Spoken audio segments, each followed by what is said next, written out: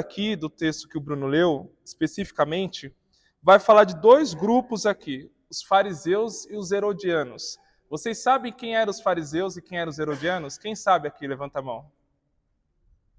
Quem que eram os fariseus? Ninguém sabe? Os herodianos.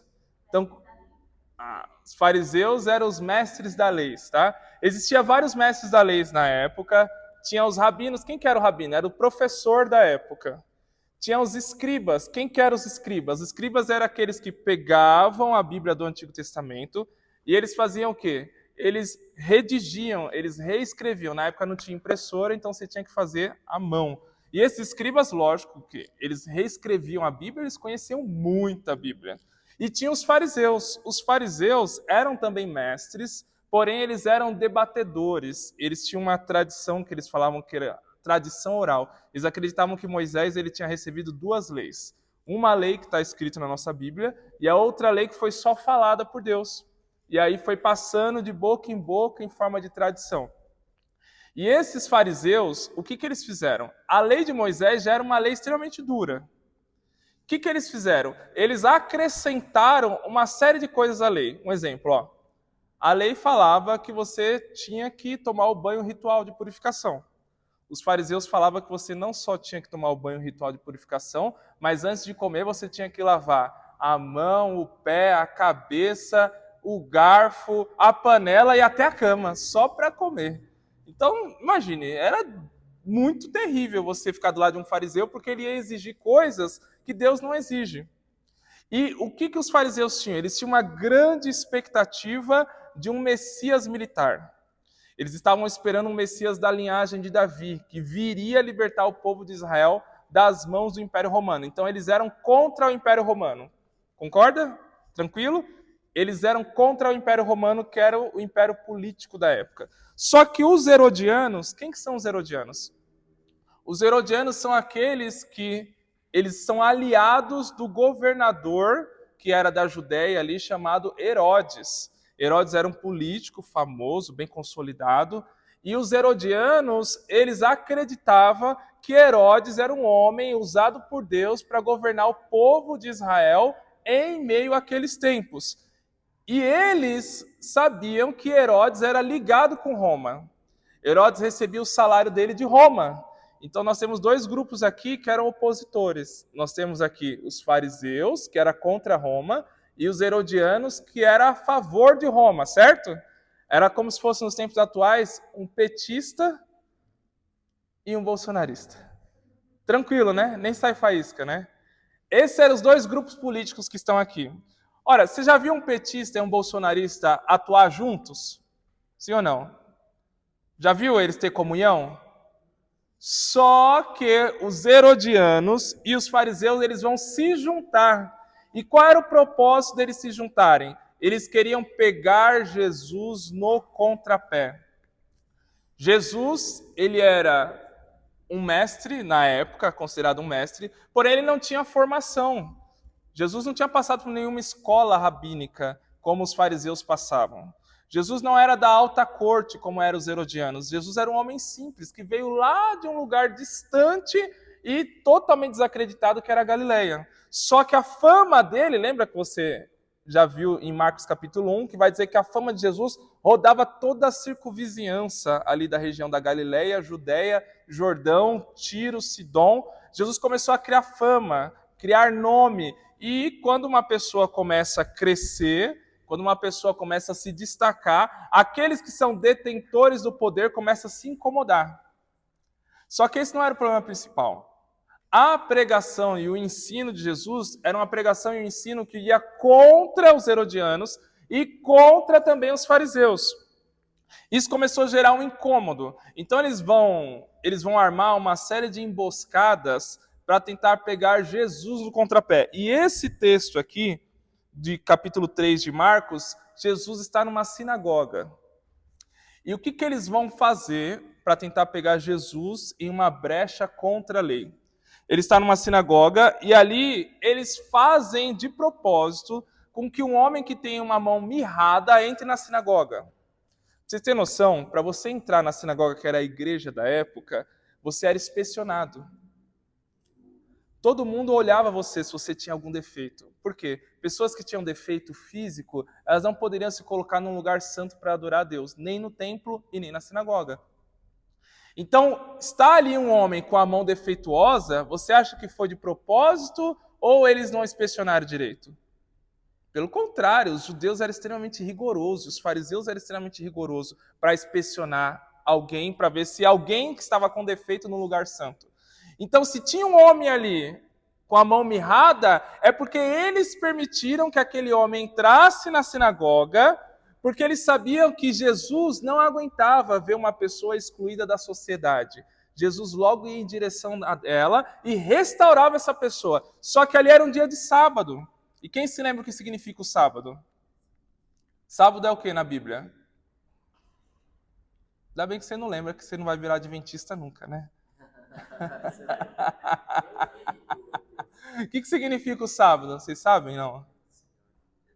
Dia do descanso. No sábado, para você ter noção, eles eram tão rigorosos com o sábado, que no sábado eles não poderiam andar mais de 500 metros. Porque se eles andassem mais de 500 metros, já era considerado um esforço muito grande no dia que era para descansar. Até hoje, judeu, tem alguns casos, já vi alguns amigos falar isso, que pegou um elevador com um judeu no dia de sábado, aí o judeu entrou no elevador e não apertou o botão, não. Aí o cara olhou e falou assim, tu não vai apertar? Ele falou, não, que é sábado. Caramba, pra você ter noção como eles são rigorosos com isso. Então, eles sabiam que Jesus, ele não estava nem aí para esse dia de descanso. E Jesus curava no sábado. Porque a mensagem de Jesus não era uma mensagem que era totalmente presa à religiosidade. Jesus veio trazer libertação da religiosidade. E o que é religiosidade? É tudo aquilo que o homem quer fazer que Deus não mandou ele fazer. Tudo aquilo que o homem quer colocar para você fazer, que a Bíblia não manda você fazer. Isso é chamado de religiosidade. E Jesus, ele curava no sábado. E olha o que ele vai dizer, olha o que o texto vai dizer no versículo de número 4. Leia aí comigo, ó. Então lhes perguntou, Jesus vai perguntar para eles: é lícito nos sábados fazer o bem ou fazer o mal? Salvar a vida ou tirá-la? Mas eles ficaram em silêncio. Olha como que Jesus quebra a religiosidade. Tem um homem com a mão mirrada dentro da sinagoga. Não era para ele estar lá. Só que Jesus vai curar esse homem. E Jesus chama esse homem para o centro.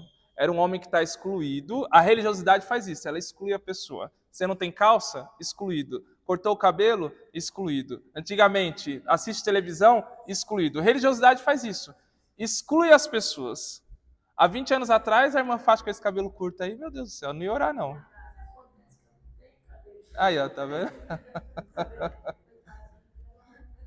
Mas a religiosidade faz isso, ela exclui a pessoa. Jesus faz o oposto.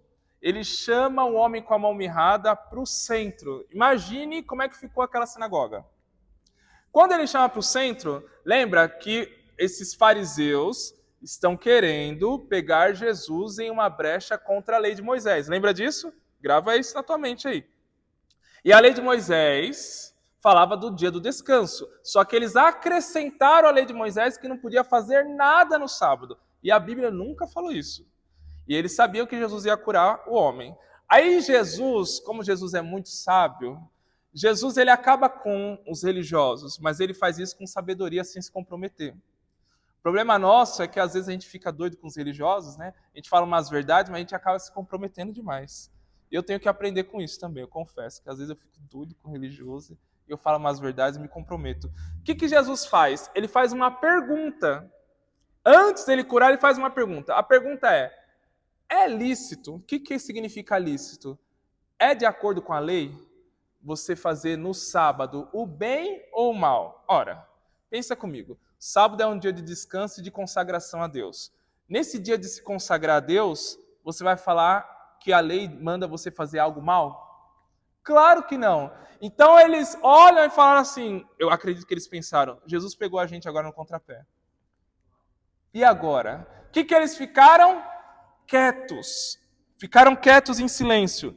Jesus, ele olha ao redor e ele ficou indignado com a dureza do coração dos fariseus. Por quê? Veja bem, os fariseus sabiam que aquele homem com a mão mirrada não podia trabalhar. Sabiam que aquele homem com a mão mirrada estava excluído da sociedade.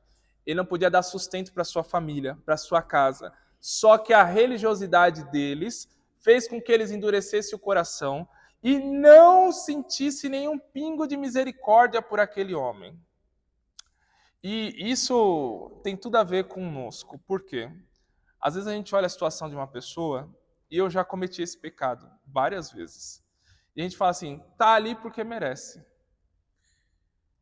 Já aconteceu isso com você, sim ou não? Ou sou só eu o pecador aqui, né? Sou só eu, tá certo. É isso mesmo. Os fariseus olham para aquele homem que não podia levar o sustento para sua casa e não tem nenhuma compaixão dele.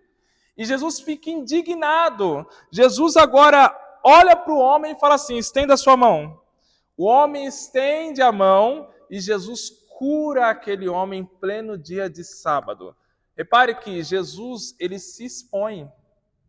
Jesus, ele dá a cara a tapa. Jesus não é um homem que ele se esconde e fala assim, ó, tá tendo um problema, mas eu não tenho nada a ver com isso.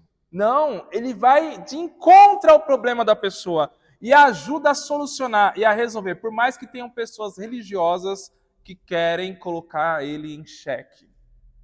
Só que veja bem, ó, quando Jesus faz isso, para os fariseus, ele está quebrando a lei de Moisés. E agora os fariseus se juntam com os herodianos para poder achar uma brecha para matar Jesus. Ó, repare uma coisa. Eu falei que esses dois grupos, fariseus e herodianos, eram grupos totalmente opostos, certo? Agora deixa eu te falar. Se eles conseguiram se juntar para tentar buscar uma brecha para matar Jesus, imagine se esses opostos se juntam para tentar fazer alguma coisa boa para o mundo. Já imaginou? Olha no cenário político brasileiro. Olha as nossas denominações, onde um persegue o outro. Os reformados perseguem os pentecostais. Fala que a gente é ignorante na Bíblia. Os pentecostais perseguem os reformados. Falam que eles são gelados espiritualmente. E a gente faz um esforço danado para poder manter a distância.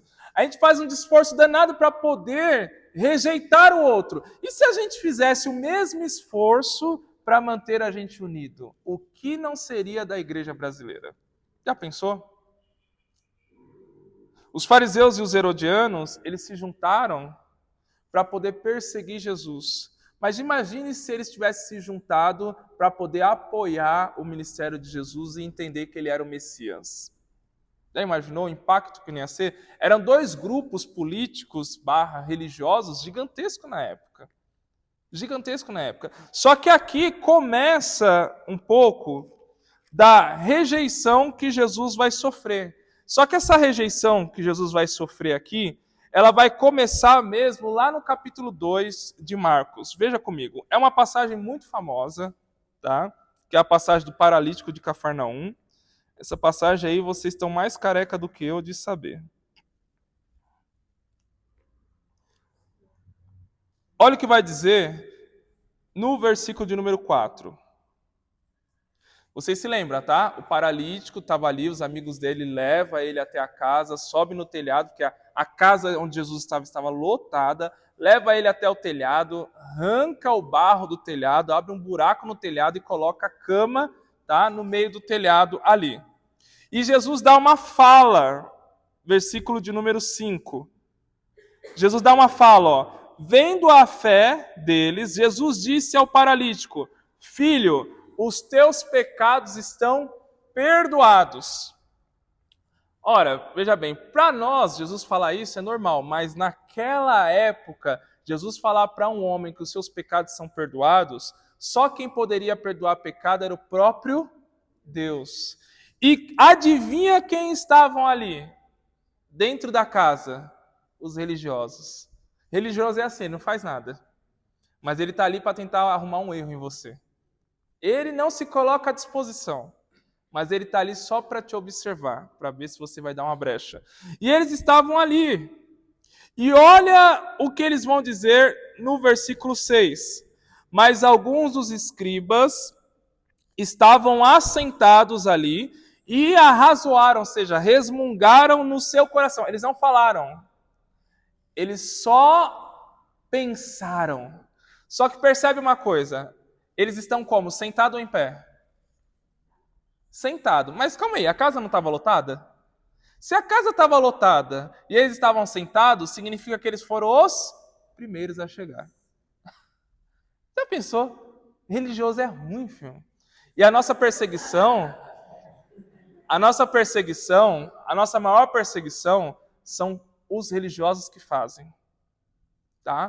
Deixa eu te falar uma coisa, se você explicar o evangelho para uma pessoa que é ímpia, ela vai ficar de cara, de boca aberta. Eu, no tempo que eu fiz Uber, tive várias experiências com gente ímpia, macumbeiro, de tudo quanto é religião. Quando eu explicava o evangelho, quando eu falava de Jesus na Bíblia, eles falavam, cara, eu nunca ouvi falar sobre isso. Pra você ter noção, eu já recebi até dinheiro, me pagaram por uma aula. Filho, o ímpio em si, ele persegue a igreja porque ele vê o escândalo da igreja, não porque ele é em si contra a igreja. Se a igreja soubesse se posicionar, nós não iríamos, pelo menos no Brasil, sofrer perseguição dos ímpios. Mas se tem um grupo que quer você esteja bem, quer você esteja mal, quer você escandalize, quer não, vai perseguir a igreja, é os religiosos. E eles estão dentro da igreja. Esse é que é o problema. Eles foram o primeiro a chegar, estava sentado. Quando todo mundo estava de pé, eles estavam sentados. Só que olha o que vai dizer o texto. Vai dizer que enquanto eles pensavam no coração, falando que Jesus havia blasfemado, por quê? Só quem poderia perdoar pecado era Deus. Só que eles olhavam Jesus, Jesus um homem da Galileia, Jesus um homem simples, Jesus não andava com roupa de grife, Jesus andava com uma túnica batida, Jesus não andava com homens poderosos, ele andava com galileus, simples também. Quem vai esperar que esse homem simples tem poder de perdoar pecado, sendo que só Deus tem esse poder? Só que olha o que Jesus vai fazer. Jesus olha para eles e fala assim, o que é mais fácil? Perdoar o pecado desse homem ou dizer para ele, levanta, pega a tua cama e anda. Porque eles tinham na mente o quê? Que uma pessoa que sofria de alguma doença, essa doença dela, que ela está sofrendo, é consequência do seu pecado. Isso é o religioso. O religioso, se você estiver sofrendo alguma coisa, ele vai achar que tu fez alguma coisa contra Deus. Religioso é uma praga. Se tivesse inseticida contra religioso, a igreja ia ficar quase vazia. Religioso é terrível. E o religioso, ele tenta fazer o quê? Ele tenta encontrar uma brecha para justificar o seu problema. Então, as pessoas que tinham doenças naquela época, eles falavam, os fariseus, os escribas, eles falavam que aquela pessoa está sofrendo uma consequência do seu pecado.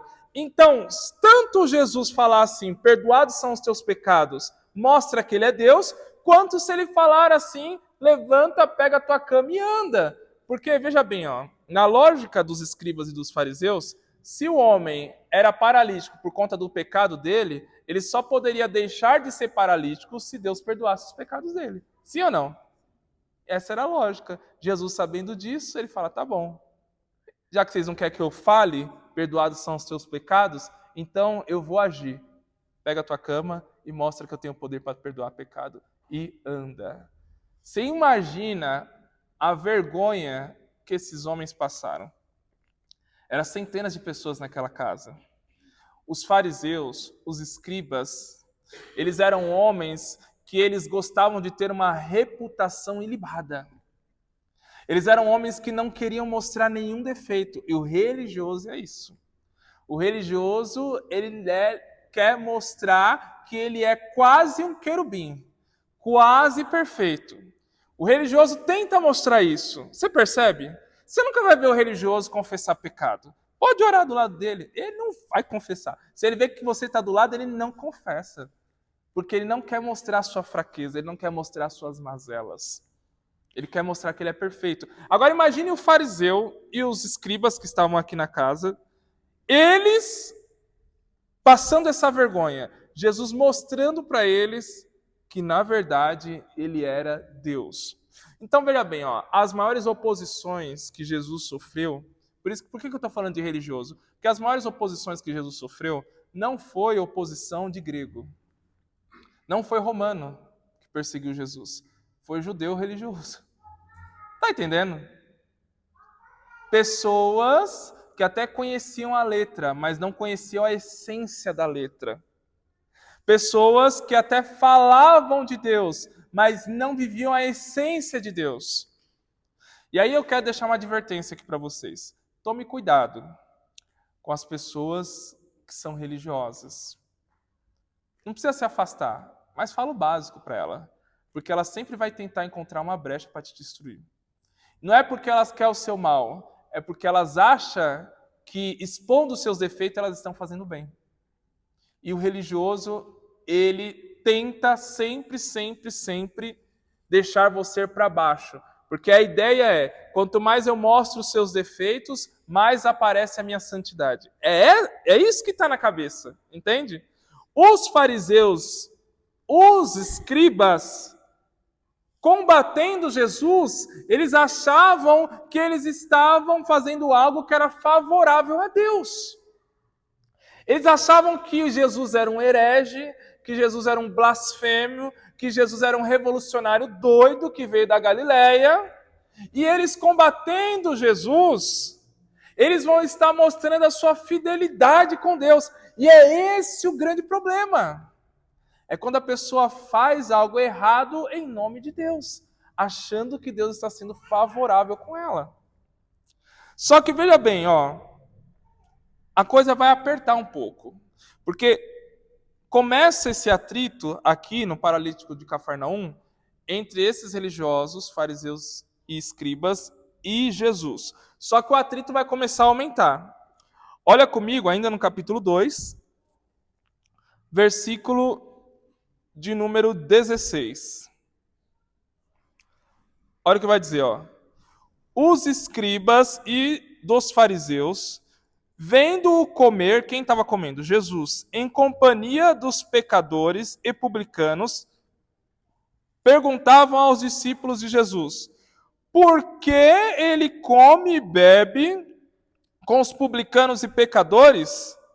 Tendo Jesus ouvido isto, respondeu-lhes, os sãos não precisam de médico, e sim os doentes. Não vim para chamar os justos, mas sim para chamar os pecadores ao arrependimento. Então veja bem, ele já tinha tido um embate dentro da casa em Cafarnaum.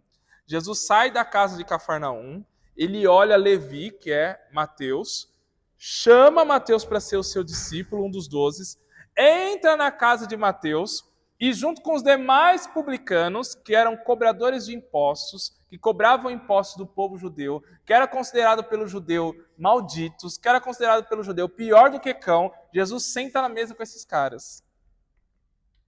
Já imaginou se vocês me encontrassem num restaurante, eu, o MC Livinho, o MC Kevinho, o MC Rodo do Pose, fala o nome de outro MC aí. Como que é o nome do cabelo vermelho lá que tá preso aí? Uruan. Como que é o outro que daqui de Mogi aqui que foi preso também? Como que é? Buzeira. Já imaginou? Vocês vão lá no Tô com Fome, aí tá eu aqui, com toda a nata dos MC. O que vocês iam pensar de mim?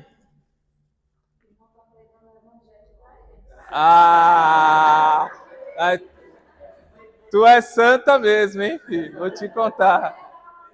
É santa. Tá certo. Glória a Deus. Preserve a tua mente assim. Porque 99,9999 ia falar assim, o Tarcísio desviou.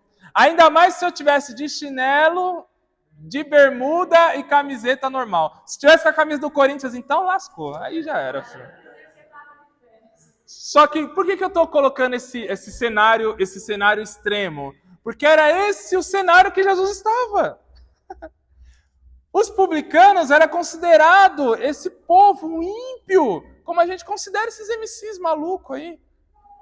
Você entende? E Jesus estava lá sentado.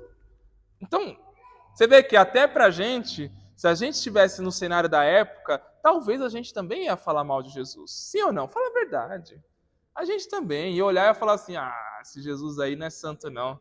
Tá de brincadeira. Eu acho que foi sorte aquele negócio dele perdoar o pecado lá do paralítico. Foi sorte, foi sorte. Só que era esse o cenário, Jesus sentado lá. E aí os fariseus, os escribas, eles não têm coragem de dirigir a palavra a Jesus. Porque é sempre assim. A pessoa que quer te criticar, o religioso que quer te perseguir, ele não vai chegar em você. Ele vai chegar nas pessoas que estão na sua volta para tentar inflamar elas. E eles chegam em quem? Nos discípulos de Jesus. E falam assim, por que esse homem aí, ele come com publicanos e pecadores? Publicanos eram cobradores de impostos e eles roubavam o povo. E roubavam não era pouco não, tá? Roubavam era muito. Era os políticos da época, corruptos. Tá? Se fosse hoje, eles estavam lá em Brasília. E os pecadores aqui, geralmente é interpretado por alguns teólogos, alguns comentaristas, como até mesmo prostitutas. E Jesus estava sentado no meio deles. Só que eles falaram para os discípulos, mas Jesus ouviu. Jesus olha para eles e fala assim, o médico não vem para os sãos, mas ele vem para os doentes. Eu não vim para chamar os justos, mas sim os pecadores ao arrependimento. O que Jesus está dizendo não é que aqueles religiosos não estavam doentes, não era isso. Porque quando ele fala assim, o médico não vem para os sãos, parece que Jesus está falando que os fariseus e os escribas eram sãos, sim ou não, espiritualmente. Não, eles eram enfermos espiritualmente, só que o problema é que eles não reconheciam isso. Então Jesus joga um jogo de palavra. Vocês se acham sãos? Então eu não vim para vocês. Vocês se acham justos? Então eu não vim para vocês. Eu vim para os doentes e vim para os pecadores e chamá-los eles para o arrependimento. Então veja bem, o que Jesus está falando para eles é assim, vocês não querem me ouvir? Não ouça, mas deixa aqueles que se dizem doentes, aqueles que se sentem pecadores, me ouvir. E essa deve ser também a nossa posição. Não fica debatendo com o religioso. Não debate, não. Não fica dando bola. Porque senão ele vai te perseguir. E ele vai tentar travar a tua vida, o teu ministério, a tua chamada. Faça igual Jesus. Tudo bem, você não quer ouvir orientação? Maravilha. Tem pessoas que querem. E para essas eu vou falar, eu vou ajudar, eu vou ensinar, eu vou instruir. Tá? Eu conheço várias pessoas que eles fazem um monte de pergunta capciosa, né? Tarcísio, você acredita em pré-tribulação? Eu falo, meu Deus, lá vem esse demoniado, né? E aí vem com essas histórias, mas no final, no fundo, ele já tem alguma coisa. Ele viu um videozinho no YouTube, um influencer no Instagram, e ele quer fazer o quê? Vamos ver se o Tarcísio conhece Bíblia. Quem faz isso é religioso. Eu falo, eu estou ensinando há 12 anos, meu amigo, 12 anos. Não é 12 dias, é 12 anos. Então, para de me encher a paciência. Mas por que eles querem fazer isso? Porque ele quer me fazer uma pergunta, ele quer que eu não saiba responder, para depois ele sair falando pro povo. O Tarcísio não é tudo isso não, hein? Fiz uma pergunta para ele básica lá, e não soube responder. Religioso é assim, é uma praga, por isso que eu falo que é uma praga. É uma praga. Ele tenta fazer de tudo para tirar a sua moral. O TJ ali, filho, é só Deus, viu? Só Deus. Porque eles não querem que Jesus é Deus, assim como o Pai. Eles creem que Jesus é uma criação de Deus, né? E uma vez eu conversando com o TJ, inclusive, e ele citou um versículo, ele citou o versículo certo com a interpretação errada. Aí eu percebi, eu falei, meu Deus, é só o Satanás mesmo para fazer isso com a mente do cara. Porque o cara ainda cita o versículo certo e ainda fala a interpretação errada de um versículo claro. Ele citou Provérbios 30, versículo 8, né? Quando fala que quem é o meu filho? Quem é o seu filho? Está falando do Filho de Deus ali. E ele explicou uma coisa assim que eu fiquei tão horrorizado que eu falei, como que ele chegou nessa conclusão? Que lavagem cerebral é essa que ele passou? Daí, depois disso, eu falei, filho, não esquece, tá bom, você tá certo, eu tô errado, vamos embora. Só que, veja bem, esse foi o segundo embate entre Jesus e os religiosos. Só que, veja bem, isso daqui começou a ficar chato. Porque Jesus já tinha envergonhado eles uma vez, lembra? Quando mandou o paralítico pegar a cama. Agora Jesus usa um trocadilho para envergonhar eles perante os publicanos e os pecadores. Percebe que eles estão acumulando vergonha. Agora, olha o que vai acontecer aqui no versículo 18. Ora, os discípulos de João e os fariseus estavam jejuando. Eles estavam? Isso é coisa boa ou é ruim? Boa! Se é feito com a intenção correta. Mas não era a intenção deles. Olha o que eles fizeram. Ó. Vieram alguns e lhe perguntaram: por qual motivo jejuam os discípulos de João e os fariseus, mas os seus discípulos não jejuam? Ora, veja bem, para eles, para o judeu da época, o jejum, e eles jejuavam ali pelo menos 3 vezes por semana, o jejum para eles era como se fosse assim: olha, se eu faço jejum, Deus está a meu favor e eu sou santo. E o jejum ali tinha um símbolo muito forte na época de Jesus. Eles jejuavam, segundo a Mishnah, eles jejuavam para buscar o reino do Messias. Então eles estavam com uma grande expectativa e aguardando o Messias. Então eles jejuavam e oravam pedindo para que Deus enviasse o Salvador, o Messias. Só que agora o Salvador está na frente deles e eles não conseguem reconhecer. E por que os discípulos de Jesus não jejuavam? Porque Jesus já era o Messias e já estava com eles. Você entende? Os discípulos de Jesus também eram judeus, mas eles reconhecendo que Jesus era o Messias e eles jejuavam para buscar o Messias, para que eles vão jejuar então? Aí olha a resposta de Jesus, ó. Olha a resposta de Jesus. Versículo 19. Respondeu-lhes Jesus: podem porventura jejuar os convidados para o casamento enquanto o noivo está com eles? Durante o tempo em que estiver presente o noivo, não podem jejuar. Jesus usa aqui uma analogia de um casamento. Ora, veja bem, imagine você vai no casamento de uma pessoa e hoje o buffet tá caro, tá ou não tá? Tá caro, filho. Tá caro. Quem quer fazer buffet vai gastar uma graninha. Aí o cara gasta mundos e fundos, vende o carro para fazer um buffet, colocar a comida lá. Aí você chega no casamento dele, tá lá o noivo, seu melhor amigo. Ah, maravilha, aquela alegria. Aí o cara, vamos comer. Não, tô de jejum. Ô, filho, se sou eu já coloco o cara de cabeça para baixo na privada. Você tá de brincadeira. Você vê eu gastei mundos e fundos para colocar a comida e você tá de jejum no meu casamento? Na época de Jesus, você ir no casamento de algum amigo e você não comer a comida, era você desonrar tanto ele, como a família, como a noiva, como todos os convidados que estavam ali. Então, o que Jesus está dizendo é: se eu sou o noivo e eu estou com meus discípulos, por que eles vão jejuar? Se eu sou o Messias e vocês jejuam pelo Messias, se eu já estou aqui, por que eles vão jejuar? Só que olha o que Jesus vai falar. Versículo 20. Dias virão, contudo, em que lhe será tirado o noivo, e nesse tempo jejuarão. Porque quando Jesus subiu ao céu, agora os discípulos iam voltar a jejuar, pedindo o quê? A segunda vinda de Jesus. Sabe como que Jesus está ensinando a gente a jejuar? Não é para você virar querubim, é para você pedir para que ele volte na sua segunda vinda. Coloca isso na sua prática espiritual, na sua disciplina espiritual de jejum. Eu vou jejuar, por que eu vou jejuar hoje? Porque eu estou precisando de uma bênção? Estou precisando que Deus intervenha na minha vida? Uma causa impossível? Não. Eu vou jejuar porque eu desejo muito a vinda de Jesus. É essa a prática.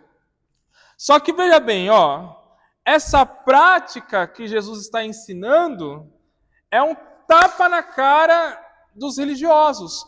Porque os fariseus, os discípulos de João, que não ouviram a voz de João, João falou assim, ó, eis aí o Cordeiro de Deus que tira o pecado do mundo. Se João Batista falasse isso para mim, filho, antes dele terminar a frase já estava nos pés de Jesus. Mas os discípulos de João ficaram lá, em cima dele. E depois que João Batista morreu, eles não seguiram Jesus.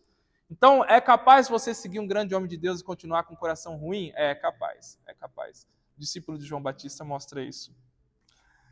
Quando Jesus ele mostra isso, é a terceira vez que os escribas e os fariseus vão passar vergonha. Vai anotando aí. Primeira vez foi quando? Quando? Qual a primeira vez que eles passaram vergonha com Jesus? Paralítico. E a segunda vez?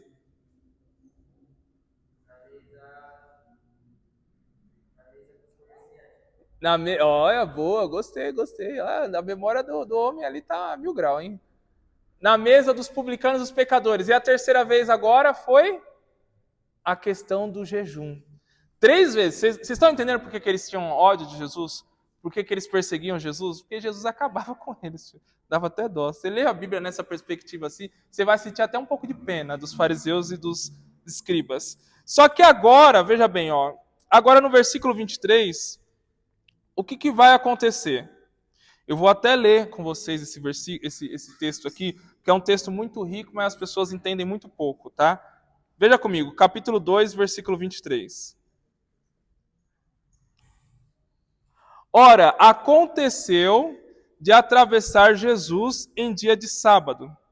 A seara e os discípulos, ao passarem, colhiam espigas. E advertiram-nos os fariseus: vê, por que fazem o que não é lícito nos sábados? Mas ele lhes respondeu: nunca vocês leram o que fez Davi? Quando se viu em necessidade e teve fome, ele e os seus companheiros? Como entrou na casa de Deus, no templo do sumo sacerdote Abiatar, e comeu os pães da preposição, os quais não era lícito comer, senão os sacerdotes, e deu também aos que estavam com ele. E acrescentou: o sábado foi estabelecido por causa do homem, e não o homem por causa do sábado, de sorte que o Filho do Homem é Senhor do sábado. Veja bem, ó, tinha uma lei em Israel, no Antigo Testamento, que falava que em dia de sábado não poderia nem colher um pouco de trigo ou até mesmo uma espiga de milho para comer. Isso era considerado trabalho, e sábado é dia de descanso, não poderia. Só que olha o exemplo que Jesus vai dar. Quem se lembra do tabernáculo? Lembra do tabernáculo? Dentro do tabernáculo, no lugar chamado Santo, tinha os pães ali, que eram os pães que somente, segundo a lei de Moisés, os sacerdotes poderiam comer. Só que Davi estava passando por uma crise de fome. Ele já tinha andado quilômetros e quilômetros, ele e os seus soldados, e ele entra no templo, no tabernáculo, que no templo não tinha na época ainda. Ele entra no tabernáculo e ele pede para o sacerdote Abiatar pão da preposição. Mas calma aí, o pão não era só para o sacerdote? Então por que Davi pediu o pão para o sacerdote, sendo que era só o sacerdote que podia comer? O conceito é, quando Deus impõe o ritual de só o sacerdote comer o pão, Deus queria mostrar um significado. Somente o sacerdote que é santo pode comer o pão que é santo. Mas em meio a um problema de dignidade humana, em meio a um problema de escassez de fome, deixa de lado o ritual, porque a vida humana vale mais do que um ritual. É por isso que o sacerdote Abiatar, muito sábio, deixa de lado o ritual, olha para Davi e os seus soldados e fala: a vida de vocês é mais importante do que o ritual de só o sacerdote comer o pão. Entendeu? Jesus vai usar o mesmo conceito. Qual o conceito aqui que Jesus vai usar? Ora, dia de sábado não pode, segundo a lei de Moisés, pegar espiga de milho. Só que o que é mais importante? Cumprir o ritual ou manter os meus discípulos vivos? Você entende? E o que está acontecendo na igreja de hoje? A gente está colocando o ritual acima do valor humano. Grande problema. Grande problema. O ritual vale mais do que uma vida. Vou te dar um exemplo. Assistência social, não daqui, de outra igreja. Coloca uma regra lá. Qual é a regra? Só quem pode receber ajuda financeira da igreja é uma família que está congregando pelo menos 3 meses com a gente. É um ritual, certo? É uma regra. Aí chega uma pessoa aqui, se converte a Jesus, está miseravelmente padecendo de fome. Aí pede, não para a irmã Fátima, mas para outra irmã, uma cesta básica. Aí essa irmã fala, não, irmã, você só pode receber cesta básica daqui 3 meses. Tá certo isso? É colocar o ritual acima da vida humana. E a resposta de Jesus é: quem foi que criou o ritual? Quem foi? Não. A lei de Moisés, quem foi que deu? Esse ritual estava na lei de Moisés, de não colher espiga de milho no dia de sábado. Quem foi que criou a lei de Moisés? Não foi Deus? E aí Jesus pega e fala assim, ó, eis aqui quem é maior do que o ritual. Quem é maior do que o sábado. Porque se foi Deus que deu o ritual do sábado, só Deus pode revogar o ritual do... filho. Sabe o que ele estava falando? Vocês estão discutindo se meu discípulo pode ou não comer espiga de milho no dia de sábado, mas quem foi que criou o sábado fui eu. Eu sou Deus. Está aqui alguém que é maior do que o sábado. E eu gosto de Jesus. Uma das coisas que eu mais amo em Jesus é a forma com que ele bate nos religiosos. É uma das coisas assim que quando eu leio os evangelhos eu me maravilho. Porque eu vejo Jesus e eu fico imaginando com os meus botões como é que Jesus ele falaria para a igreja atual. O que ele falaria para nós? Quando você sobe num púlpito sem gravata, todo mundo te olha como se você fosse um ímpio. Graças a Deus a gente tem um pastor aqui que é Bíblia pura e não fica com esse negócio. Mas tem lugar aí que se subir sem gravata, filho, você está perdido. Você não é obreiro. Se você aparecer de calça, está perdido. Entendeu? Agora eu fico imaginando, quando a gente pega esses relatos de Jesus, o que eu penso? Como que Jesus seria tratado nos tempos atuais? Você acha que Jesus seria tratado com honra ou seria rejeitado da mesma forma com que os fariseus e os saduceus rejeitaram ele? Só que daí eu tenho uma notícia para você e não é uma notícia muito boa. Sabe qual que é a notícia? Se você agir do jeito que Jesus agiu, você vai ser mais rejeitado, você vai ser mais perseguido do que benquisto, do que aplaudido. Quer deixar um líder louco da vida? É você conversar com ele e falar, não, mas é assim, assim. Mas fala, então, mas isso não está na Bíblia. A Bíblia fala isso, isso, isso, isso. Aí você vai ver se a pessoa é crente mesmo. Porque se ela for uma pessoa temente a Deus, ele vai baixar a Cristo e vai falar, não, realmente, o que eu ia fazer não tem nada a ver com o que a Bíblia orienta. E a gente vai seguir a palavra. Se ele não for, ele vai querer argumentar com você. E geralmente os argumentos que vêm mas os anos que eu tenho de experiência... Falou isso, filho, acabou. Para mim, acabou. Já era. Eu estou falando isso porque eu já ouvi muito isso, tá? Chegar numa pessoa e orientar, e a pessoa, não, mas segundo a minha experiência, eu falei, tá bom, fica com a sua experiência. A sua experiência vale mais que a Bíblia, é isso mesmo. Religioso. E se você continuar pregando sobre aquilo ou ensinando, você vai ser perseguido. Se você comentar com alguém, chegar no ouvido da pessoa, vai ser perseguido. Então, deixa eu te falar uma coisa. Ser perseguido, se você está de acordo com a verdade, não é algo ruim. É você ser também semelhante a Jesus. Quando a gente fala de ser perseguido, de ser rejeitado, às vezes a gente trata isso como se fosse algo negativo. Pelo contrário. Quer ver uma coisa que me deixa com raiva, não vou mentir. Mas depois, quando eu paro para refletir, eu falo, glória a Deus que isso está acontecendo. É quando eu sou perseguido, quando as pessoas tramam contra mim, porque eu ensinei um texto bíblico. Só que foge do que a doutrina da igreja fala. Só que eu estou ensinando, eu não vou corromper o texto, porque, filho, aí você que se vira com o seu jargão, com a tua doutrina, eu não estou nem vendo, não. Eu falo mesmo, nunca deixei de falar. Alguns falam assim, não, mas tem que ter sabedoria. Eu falei, filho, mas me pediram para ensinar esse texto. Você acha que eu vou fazer o quê, Bruno? E já aconteceu comigo, não foi mais de uma vez, não, foi mais de uma. Quer dizer, não foi uma vez, não, foi mais de uma. Me pediram, ensina aí esse texto aqui, Tarcísio, pra gente. Aí eu falo, tem certeza? Tem. Então tá bom. Aí eu tô lá ensinando. Aí eu vejo um com a mão na cabeça, outro coçando o olho. Aí tem uns que parece que tem pulga na cueca, né? Só levanta e anda, levanta e anda, levanta e anda. Aí eu olho e falo, meu, foi os caras que pediram. E aí depois eu nunca mais volto. Ou eu ouço falar que falaram mal de mim para alguém. Entendeu? Mas é assim, mas quando isso acontecer, dá glória a Deus. Porque você foi fiel às Escrituras. Você não se corrompeu.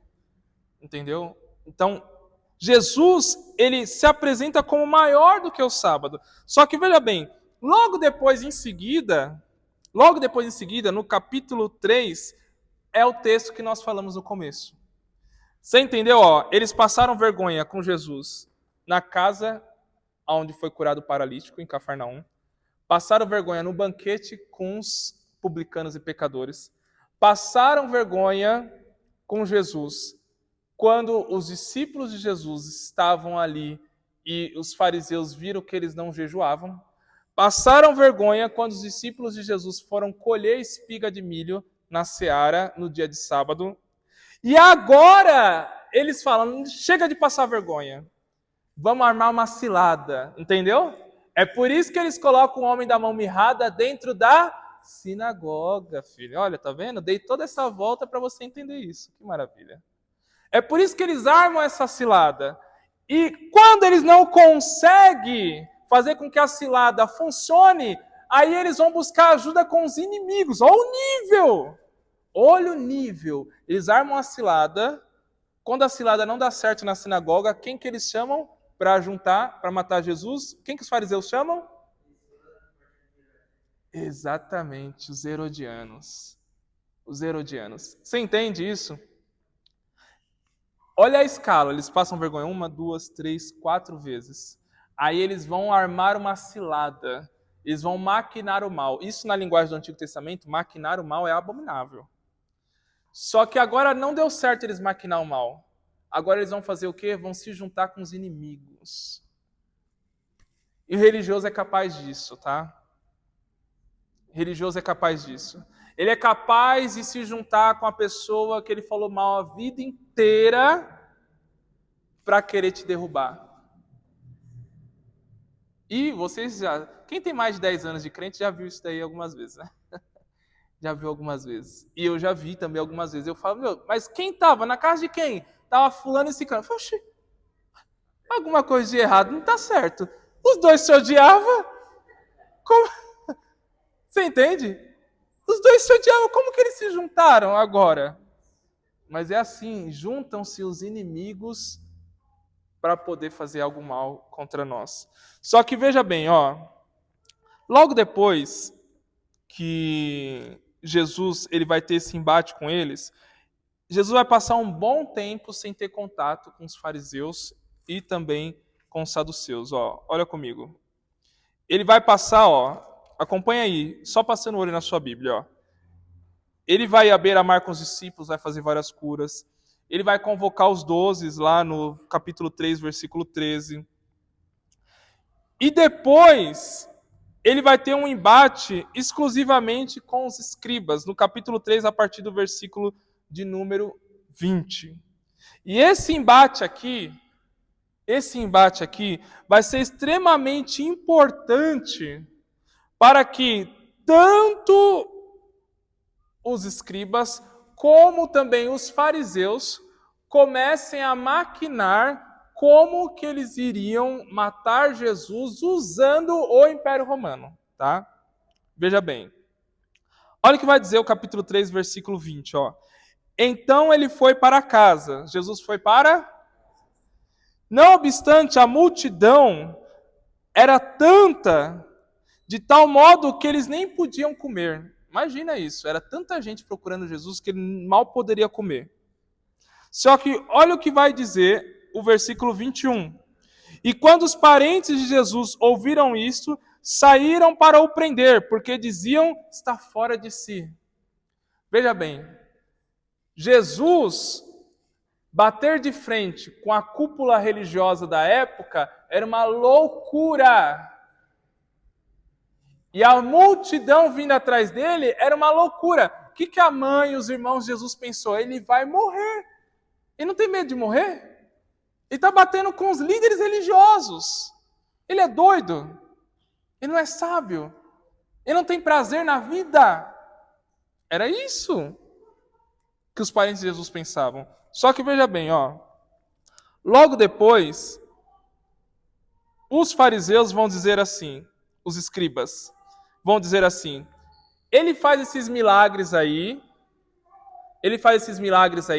porque ele tem o espírito do maioral dos demônios, que é Beelzebu. Ó, repare, eles passaram vergonha 4 vezes. Jesus provou que tem poder para curar pecado. Jesus provou que ele veio para salvar aqueles que são injustos e pecadores. Jesus provou que é maior do que o sábado. Jesus provou mais uma vez na sinagoga que poderia curar no dia de sábado, mostrando que Deus é a favor mais do ser humano do que do ritual. Mas agora eles vão olhar para Jesus e vão dizer assim: tem demônio. Esse é um dos níveis que aqueles que nos perseguem e são religiosos fazem. Eles vão olhar para você, vão falar assim: isso não é de Deus, não. Deixa eu te falar uma coisa que você nunca pensou, tá? Quando a pessoa olha para você, você fazendo algo dentro da igreja e fala assim: isso não é de Deus, está falando que outra coisa está te inspirando a fazer. O que que é? O que que é? Pode falar. Ou você acha que ele vai falar assim: não, ele fez o seu próprio... Não. Geralmente quando as pessoas falam: não, isso não é de Deus, isso que a pessoa está falando o quê? Que ele fez da carne, sim ou não? E se fez da carne e não foi direcionado por Deus, quem é que está direcionando ele? Filho, eu sei, dá até medo de falar, né? Mas essa é a realidade. As pessoas, não é que elas não vê Deus em você, elas não querem ver Deus em você. E aí eles falam: não é de Deus. Esse negócio não é de Deus. Só que esses aqui, eles não falaram não é de Deus, eles falaram literalmente que Jesus fazia os milagres através de um espírito demoníaco. E aí é onde Jesus vai falar aquela grande frase, né? Que o reino dividido não subsiste. Mas ele vai dizer uma coisa aqui que eu gosto muito, no versículo de número 26. Vai dizer assim, ó: se, pois, Satanás se levantou contra si mesmo, porque Jesus, com o seu poder, ele expulsava demônios, sim ou não? Então ele está dizendo, ó, se eu expulso o demônio pelo poder de um demônio, então o reino está dividido. Só que olha o que ele vai dizer, ó: ninguém pode entrar na casa... versículo 26. Se, pois, Satanás se levantou contra si mesmo e está dividido, não pode subsistir, mas perece. Versículo 27. Ninguém pode entrar na casa do valente para roubar-lhes os bens, sem primeiro amarrá-lo, e só então lhe saqueia a casa. Deixa eu te falar uma coisa aqui. Sabe quem era o ladrão que estava entrando na casa aqui? Quem que era? Quem tem uma sugestão? Quem que era o ladrão que Jesus estava simbolizando aqui? Que entrou na casa e amarrou o valente. Quem foi? Era o próprio Jesus. Olha que coisa. Jesus estava falando que assim como um ladrão entra na casa e amarra o dono da casa, Jesus, como um ladrão, entrou no reino das trevas, amarrou Satanás e estava saqueando as pessoas que estavam lá. Já imaginou? Esse é o poder de Deus, filho. Jesus estava dizendo assim, olha, eu não tenho demônio. Na verdade, eu entrei no mundo dos demônios. Amarrei eles e estou recuperando as almas que eles estavam levando. Você entende? Isso é muito poderoso. Só que o religioso, ele é tão carnal que ele não consegue enxergar essa nuance espiritual tão poderosa. Ele consegue olhar aquilo sem enxergar nada espiritual e falar assim: não é de Deus, tem demônio. Quando Jesus fala isso, ele literalmente está falando para os fariseus e para os escribas: eu estou fazendo o que vocês não têm poder para fazer. Vocês olham os endemoniados, na época de Jesus tinha muito endemoniado, tá? Eu não sei o que aconteceu naquela época, a gente não vê. Você vê endemoniado no Antigo Testamento? Não vê. Você vê grande número de coxo no Antigo Testamento? um grande número de leprosos no Antigo Testamento? Você não vê, mas por que nos tempos de Jesus tinha tantas pessoas assim? Já parou para pensar? Sim ou não? Já bateu o tic-teco aí? Já falou, mas por que nos tempos de Jesus? Quando eu leio os profetas, leio o livro dos reis, Samuel, não vejo tudo isso. Por que nos tempos de Jesus especificamente tinha tantas pessoas assim?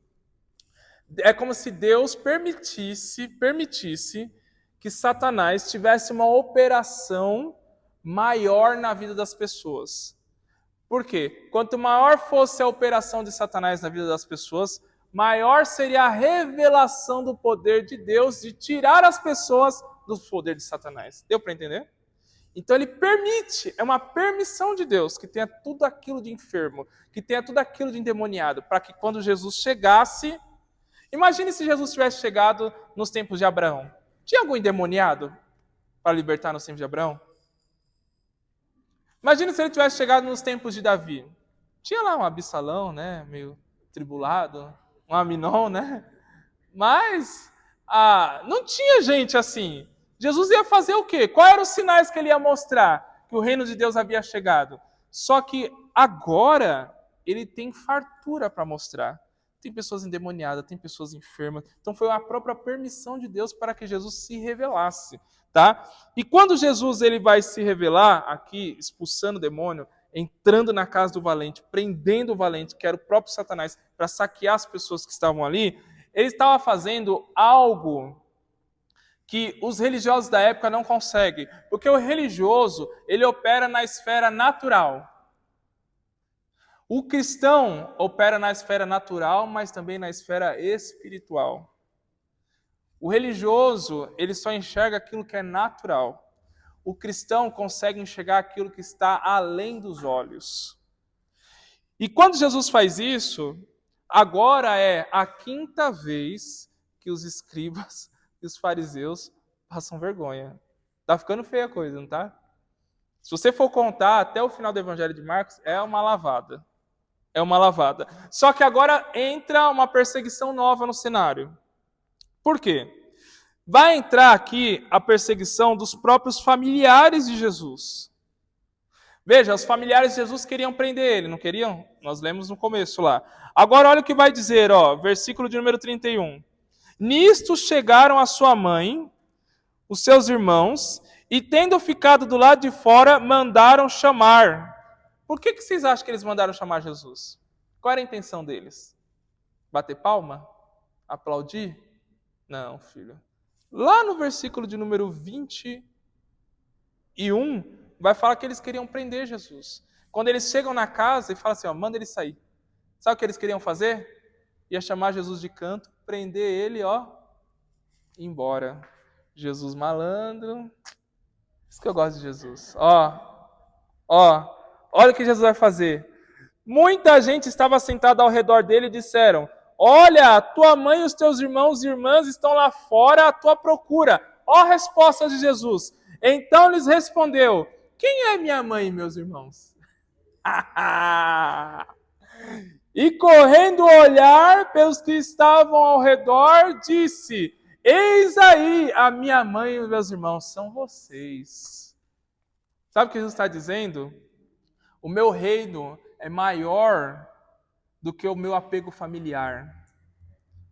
Pode ser minha família, se rejeita o meu evangelho, se me persegue, se querem me prender para eu não fazer a obra do meu pai, eles não fazem parte da minha família espiritual. Pode fazer parte da minha família de sangue, espiritual jamais. Então vocês são a minha família espiritual. Eis aí a minha mãe e os meus irmãos. Isso daqui na nossa sociedade atual é meio esquisito, né? Porque a gente fica aquela coisa, né? Principalmente mãe com filho, né? O filho vai lá e usa todos os craques que tem no Nazaré. E aí chega em casa, a mãe, lindo, tadinho, é meu filho, não posso deixar, meu filho. Né? E aí falta um pouco de senso de justiça. E aí o filho destrói a casa, destrói o outro irmão, destrói o psicológico do pai, destrói o psicológico da mãe, destrói a família, endivida a família, deixa a família na lona, entendeu? Deixa a família na lona e a gente continua. Jesus era justo. Aqui parece que Jesus é severo. Imagine você, Olha, porque quando a gente lê o texto, deixa eu te falar uma coisa, a gente precisa mergulhar aqui na realidade, tá? Porque a realidade aqui, imagine você ama seu pai e sua mãe? Você ama os seus irmãos aqui, quem tem?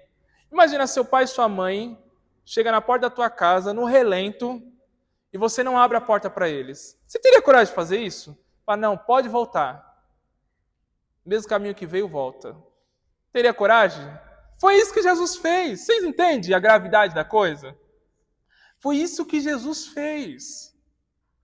Jesus, ele não está preso a laços familiares, se esses laços familiares colocarem em xeque, colocarem em risco o plano do seu reino. O reino de Deus é maior do que o laço familiar. É por isso que esse mesmo Jesus fala: aquele que amar mais o seu pai, a sua mãe, o seu filho, do que a mim, não é. Acabou, filho. Infelizmente, eu sei que no nosso pensamento do mimimi, né? Ai, nossa família, meu tudo. Ai, minha base. Sem eles. Não, mas para Jesus a base da sua vida é o reino. É por isso que eu falo que o evangelho em si, o evangelho, ele distorce vários valores que nós temos na sociedade.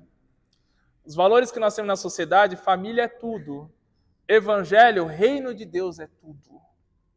Você entende? Sua família um dia vai morrer. Se você não sabe, nunca pensou nisso, quem aqui já chorou antecipadamente? E se minha mãe morrer, o que vai ser de mim? Já chorou? Nunca chorou antecipadamente? Eu já chorei, filho, eu vou dizer não. Tem uma vez que minha mãe e meu pai viajou e eu fiquei na paranoia, né?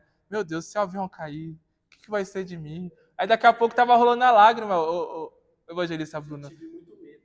Então, cara. Medo de perder minha mãe. Minha mãe foi hospitalizada e quando ela foi hospitalizada ela ficou mais de 15 dias. Eu nunca contei isso pra ninguém, de verdade. Eu nunca contei pra ninguém. Não sei por que também, eu nunca contei pra ninguém. Que besteira, né? Mas ela ficou hospitalizada 15 dias e um dia eu tava conversando com meu padrasto na porta do hospital e falando sobre minha mãe. Mas me deu um desespero, uma agonia e um medo tão grande de perder a minha mãe que eu fiquei quase assim paranoico também. Você entende? É por isso que Jesus era perseguido. Porque ele colocava o reino literalmente em primeira opção. Então, veja bem, eu fico muito incomodado quando eu vejo aquelas pessoas que elas são benquistas em todas as alas. Todo mundo ama ela. Fala, alguma coisa está de errado. Ele cede para alguma coisa. Não dá para você ser bem visto em todos os lugares, filho. Não tem como. Em algum lugar o povo vai ter que te odiar. Não vai ter jeito. Não vai ter jeito. Eu fico meio assim, eu falo, caramba, esse cara é bem visto em tudo quanto é lugar. É estranho isso, né? É estranho. Mas Jesus colocava, e isso quebra um paradigma social, né? Ele não levava a sua família tanto em consideração. Só que veja bem, ó, como o tempo já se foi, eu vou passar aqui, tá? Para Marcos capítulo de número 6. Marcos capítulo 6 é a famosa passagem quando Jesus está ali em Nazaré. Pensa comigo, ó. Provavelmente Jesus estava aqui no segundo ano do seu ministério, tá? Então ele já tinha um tempo que ele tinha saído de Nazaré.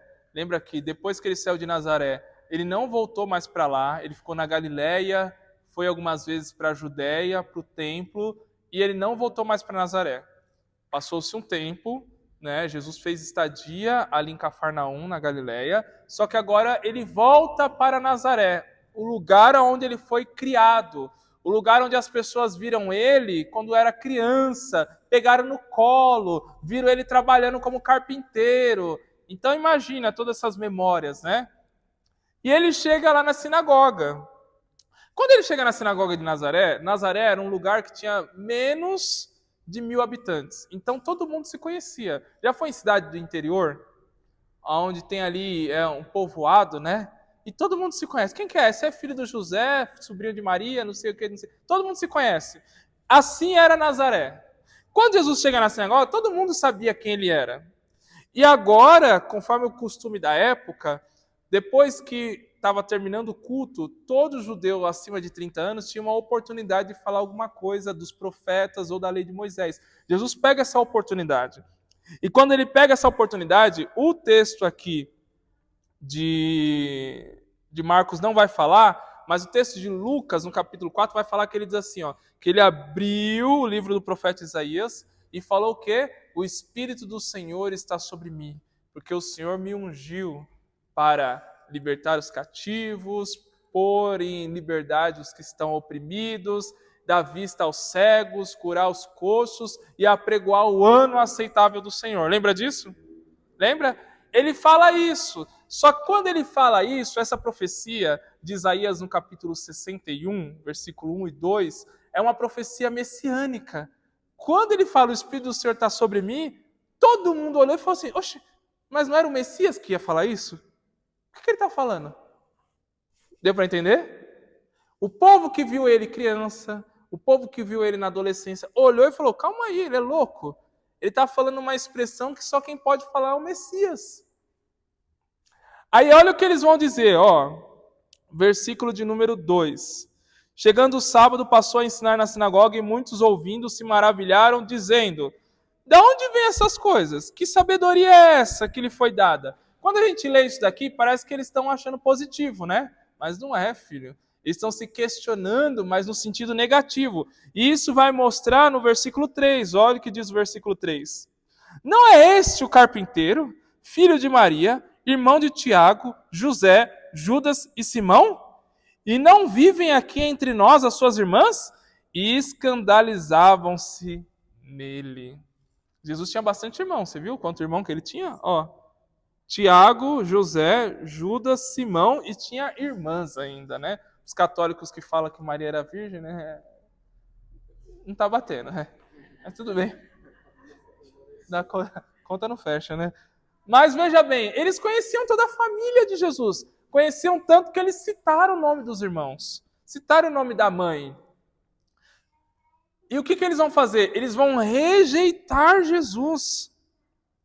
Eles rejeitam Jesus e a Bíblia fala que Jesus não faz muitos milagres ali naquela região por causa da incredulidade. Só que olha aqui, veja bem, imagine se Deus tem um grande propósito com você. Deus tem um grande plano na sua vida, eu creio que tem. Quem são as pessoas que você quer que acredita nesse propósito? Não são as pessoas que te viram crescer? Não são as pessoas que te viram sair do nada? São essas pessoas que você quer falar, olha eu aqui, ó. Olha o que Deus fez na minha vida. Não é prazeroso isso? Só que quando Jesus chega lá, as pessoas rejeitam ele. Você acha que Jesus tinha ou não tinha amigo de infância? Ou você acha que ele brincava sozinho? Ou você acha que ele aprendia sozinho? Ele tinha. Você acha que ali naquela sinagoga tinha ou não tinha amigo de infância de Jesus? Pessoas que Jesus comeu quando era criança, quando era adolescente. Como carpinteiro, e carpintaria ali não trabalhava só com madeira, tá? A carpintaria, nos tempos de Jesus, a pessoa fazia inclusive objetos de metais e inclusive construíam casas. Então imagina quantos móveis Jesus fez, quantas casas ali em Nazaré Jesus ajudou a construir. E agora ele está vendo todas essas pessoas que conheciam ele não reconhecerem que ele é o Messias. E ele usa aquela expressão que o profeta não tem honra na sua própria casa. Só que entenda uma coisa, dura coisa é quando a gente sofre rejeição das pessoas que são mais próximas de nós. Das pessoas que a gente tinha a maior expectativa de nos acolher, de nos ajudar, de reconhecer Deus na nossa vida. Dura coisa é, dura coisa é. Mas quando você passar por isso, lembre-se que Jesus também passou. É por isso que é importante a gente conhecer esses assuntos. Por quê? Porque quando a gente passar por esses problemas, a gente vai passar, eu não vou falar que você não vai ficar com raiva, não vou falar que você não vai ficar chateado, que você não é coração de gelo, mas quando passar, você vai passar e vai olhar e vai falar assim, estou passando, mas Jesus também passou. Ele também passou. Então você vai fazer uma coisa que Pedro fazia. Sabe o que Pedro fazia? Toda vez que Pedro passava por algo que Jesus já tinha passado, ao invés dele se entristecer, ele se alegrava. Vou te dar um exemplo. Eles foram espancados em Atos capítulo de número 4, dentro do templo. Sabe como que eles saíram de lá? Rindo. Ele viu que a igreja nas regiões da Ásia estava sendo perseguida. Sabe o que ele escreve? Ele não escreve assim, diz assim, ore para Deus livrar vocês da perseguição. Eles falam assim, ó, alegre-se. pela ardente provação que vocês estão passando, como se fosse provado no fogo. E sabe qual é o argumento de Pedro? Porque vocês estão sendo participante das aflições de Cristo Jesus. Pega isso que Pedro ensina. Quando você passar por alguma coisa que Jesus também passou, ao invés de você cair em depressão, se abater, fala, glória a Deus, porque eu estou sofrendo aquilo que o meu Senhor também sofreu. Então eu sou participante do seu sofrimento. É uma forma diferente de enxergar a vida, tá? E a Bíblia é para isso, é para a gente enxergar a vida de forma diferente. Mas vamos agora, deixa eu ver quantos minutos eu tenho. Meu Deus, já foi o tempo. Rapidinho, 2 minutos, e eu vou falar da crucificação, tá? Em 2 minutos. Marcos capítulo 14, versículo de número 55. O que vai acontecer? Toda essa perseguição dos religiosos vai começar a apertar cada vez mais, tá? No templo, os sacerdotes vão se juntar. Então, veja bem, ó, toda a cúpula. Escriba, que escrevia o texto bíblico, os fariseus que ensinavam, os sacerdotes que ofereciam sacrifícios no templo, todos eles se juntaram com uma trama para poder prender Jesus, tá?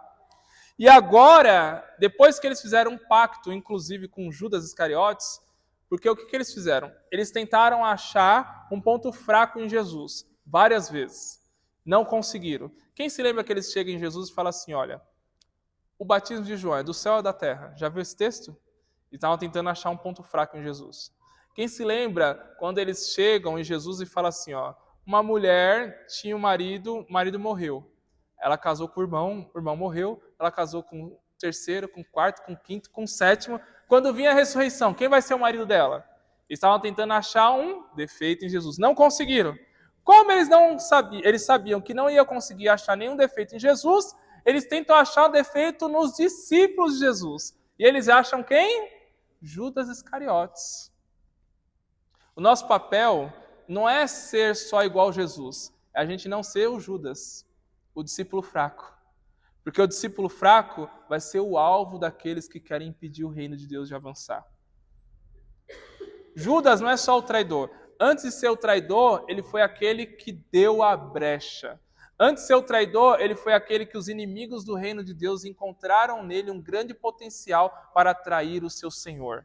Então, se você quer seguir Jesus, siga tampando as brechas. Não deixe com que os opositores do evangelho enxerguem em você uma oportunidade de você trair Jesus. Não seja Judas. Pesado, né? Mas não teve jeito. Veio aqui na hora, eu tenho que falar. Só que veja bem, ó. Agora eles estão no Sinédrio. O que era o Sinédrio? Era o tribunal da época. Era como se fosse o Superior Tribunal de Justiça que nós temos aqui em São Paulo. E eles vão fazer o quê? Trazer várias falsas testemunhas para arrumar algum jeito de acusar Jesus. O texto vai dizer que as testemunhas se contradiziam, porque Jesus não tinha com que ser acusado, ele não tinha defeito, ele não tinha nenhum pecado. E as testemunhas vinham para acusar Jesus usando a lei de Moisés, mas Jesus não tinha nenhuma acusação. Então o que eles vão fazer? Eles vão forjar a acusação. E eles vão forjar a acusação, como eles não conseguem forjar uma acusação segundo a lei de Moisés, eles vão forjar uma acusação segundo as leis de Roma. Eles vão falar que Jesus era o rei dos judeus, quem se lembra disso? Por que vai falar que Jesus era o rei dos judeus? Porque o Império Romano é quem dominava a política da época. E só César era rei. Qualquer um que se colocasse como rei, sem ser César, era contra César.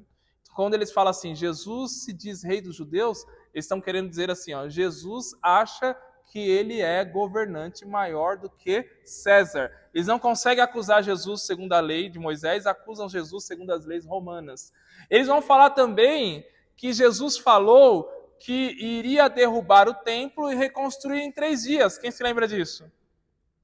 Só que o templo, que era o templo que Herodes reformou, foi reformado com dinheiro do Império Romano.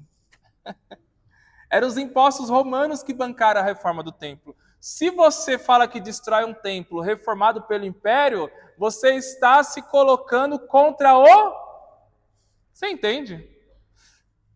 O que eles fazem? Já que a gente não consegue matar ele pela lei dos judeus, porque ele não tem nenhum defeito segundo a lei de Moisés, vamos arrumar mentiras e argumentos para enquadrar ele contra as leis de Roma. É por isso que eles levam Jesus para ser julgado por quem? Pilatos. Herodes e depois Pilatos. E é nessa trama aqui que Jesus vai ser crucificado. A crucificação não era uma pena romana, não era uma pena judaica, era uma pena romana. Sabe como que era a pena de morte judaica? Apedrejamento. Se Jesus fosse morto segundo os costumes da lei de Moisés, teria que ser apedrejamento, mas ele não tinha defeito na lei. Então eles arrumaram um argumento de acusar Jesus segundo a lei do Império Romano, que era a pena de crucificação. E deixa eu te falar uma coisa. Eles perseguiram Jesus até que eles conseguiram literalmente matar Jesus.